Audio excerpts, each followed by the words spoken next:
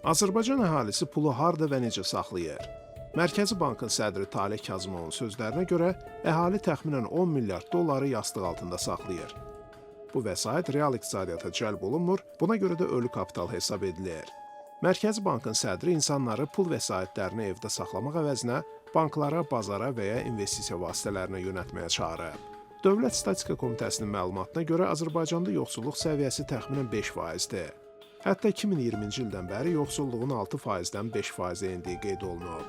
Digər tərəfdən Mərkəzi Bankın 2025-ci ilin birinci yarısına aid hesabatına görə insanların maaşdan və xərclərdən sonra əlində qalan pul artsa da, borcların bu gəlirə nisbəti də artıb. Mərkəzi Bankın sorğusuna cavab olaraq bankların 49% əhalinin borclanmasında dəyişiklik olmadığını, 50% isə orta dərəcədə artım olduğunu bildirib. İqtisadçı Akif Nəsirli deyir ki, Azərbaycanda insanların əksəriyyəti nəinki varlı, əksinə banka borclu vəziyyətdə yaşayırlar. Onun fikrincə Mərkəzi Bankın açıqladığı rəqəmin hesablanma metodologiyasında yanlışlıq var, ya da bu rəqəm siyasi səbəblərdən şirdilib.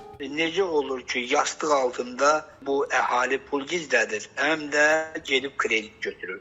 O kreditləri də ödəyə bilmirlər. Bilirsiniz ki, problemli kreditlərin artıq həcmi genişlənməkdədir. Bu günlərdə demək mətbuatda açıqlandı ki, həm Ermənistanda, həm Gürcüstanda sadə vətəndaşlar, əhali Azərbaycandakından 3 dəfə varlıdır. Bunu əsas gətirdilər ki, həmin ölkələrdə, yəni Ermənistanda və Gürcüstanda əhalinin banklara qoyduğu depozit Azərbaycan əhalisi qoyduğu depozitdən 3 dəfə çox. İndi yəqin ki, Taleh müəllim bu faktı örtbasdır eləməkdən ötürü elan edir ki, əslində bizdə də əhali varlıdır, amma sadəcə olaraq onlar vəsaitlərin banklara əmanət eləmir. Mərkəzi Bankın məlumatına əsasən son bir ildə bank sektorunun kreditləri 12% artıb və 28,5 milyard manata çatıb. Bu artım biznes, ipoteka və istehlak kreditləri üzrə olub. Ən çox artım 5,4% isə istehlak kreditlərində olub.